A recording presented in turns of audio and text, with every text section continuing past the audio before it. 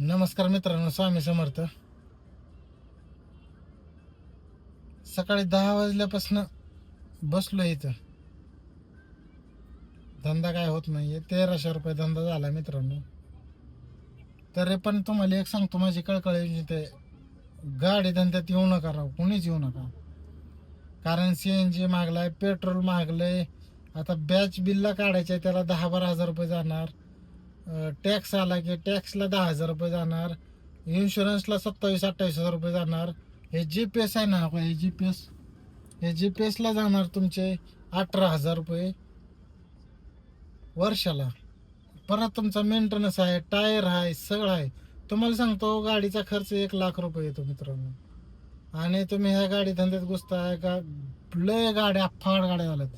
Everest प्लेटच्या 10,000 गाड्या येत्या पुण्यामध्ये. कॅरम कंपनीच्या 7-8 हजार गाड्या येत्या. ते काय आपले UP बिहारचे लोक आणतात, त्यांचं भागून जातंय. पण महाराष्ट्रीयन लोकांनी कुठं जायचं? हो बाबा, मीटरने नका देऊ, पण निदान हे तर नियम लावा की बाबा गाड्या कमी करा. इंडियातल्या, भारतातल्या, पुण्यातल्या मधल्या गाड्या कमी करा.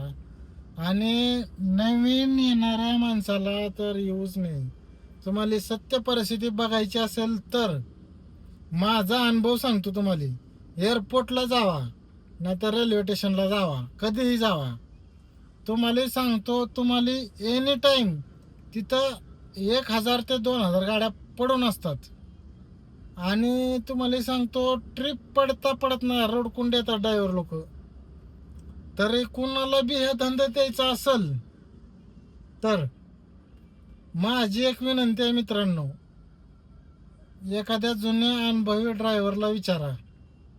व्हिडिओ मोठा होतोय बघा नक्की, गाडी घ्यायच्या आधी आणि धंद्यात घुसायच्या आधी हा व्हिडिओ त्याच्या पोस्टर पाठवा की काय करायचं. एखाद्या जुन्या माणसाला विचारा मित्रांनो. धंद्याची खूप हालत बेकार झालेली आहे मित्रांनो. रडकुंडी जीव येत आहे. सकाळी 10 वाजल्यापासून माझा आतापर्यंत फक्त 1,300 रुपये झाला धंदा. आता वाजले 6, 5:30 वाजले, 6:30 वाजलेत आता. तर मला असं वाटलंय मित्रांनो, लय गलती मोठी केली आहे. कारण CNG संपलाय. 500 रुपयाचा तर CNG गेलेला आहे. मला हप्ता आहे आता 400 रुपये ते 450 ते 400-450 रुपये हप्ता पडतो दिवसाला मला. तर राहिलं खाली काय? घर भाडं कसं भागणार, काय भागणार काय? तर लय टेन्शन आहे मित्रांनो. ह्या धंद्यापेक्षा सोपा धंदा तुम्हाला सांगतो, भाजीपाल्याचा करा. इकडून आणा इकडे विका, इकडून आणा इकडे विका, तुम्हाला टेन्शन नाही. पण ह्याच्यात आलं ना, तुम्ही एक टेन्शन येत आहे. 1 महिन्याभर तुम्हाला आशा रेट देणार ना, ओला बेर नादच करायचं नाही. आणि परत एवढं रडवणार ना, तुम्ही सुद्धा रडणार. आता मी कित्येक गाड्या भेटल्यात, कंपन्यामध्ये गाड्या लावतात लोक आणि काम करतात. रिक्षावाल्याचं बी तसंच आहे. कंपन्यामध्ये जातात, काम करतात, येता जाता काय होईल ते पॅसेंजर करतात. त्यांना घरी वापरायला गाडी होते म्हणून घेतात. पण शेवटाला, वर्षाच्या शेवटाला जेव्हा खर्च येतो ना मित्रांनो, ₹1,00,000, तुम्हाला इन्शुरन्स, पावती, टॅक्स, GST, POC, हे GPS बटन, हे सगळ्या गोष्टी बघायचं म्हणलं ना, तर तुम्हाला अंडरवेअर आहे ना, अंडरपॅन्ट घ्यायला सुद्धा पैसे राहणार नाही शिल्लक. एक विचार केला तर तुम्हाला सांगतो, लय डोकं दुखाले. आणि ह्याच्यामुळे तुम्हाला सांगतो, गाड्या झाल्यात भरपूर. आणि दुसरी गोष्ट, ह्याच्यामुळं ना लोक, म्हणजे ड्रायव्हर लोक दारू प्यायला, वाईट नादाला ह्याच्यामुळे लागतात. बाकी काय नाही मित्रांनो. माझी एक विनंती आहे, ह्या धंद्यात याच्या आधी तर 10 वेळेस विचार करा बाबा. ओला उबेरचा धंदा एवढा खराब झालाय ना, लय खराब झालाय. मला तर लय वैताग आला मित्रांनो.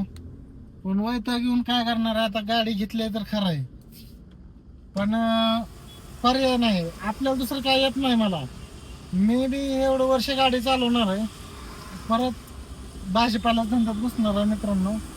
तर प्लीज ह्या धंद्याच्या आधी चांगल्या माणसाला विचारा.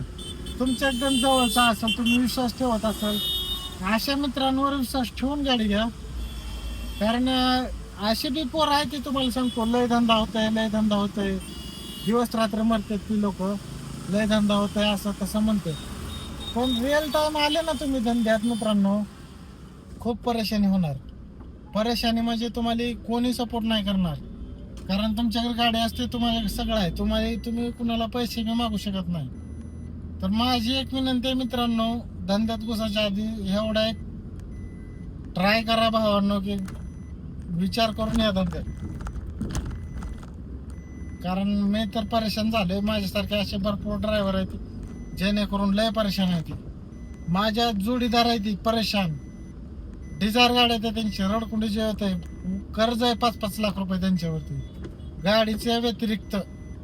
तर हा व्हिडिओ त्या मित्रांपर्यंत पाठवा जो धंद्यामध्ये यायचा विचार करतो. ह्या तर विचार करू नका मित्रांनो या धंद्यात यायचा.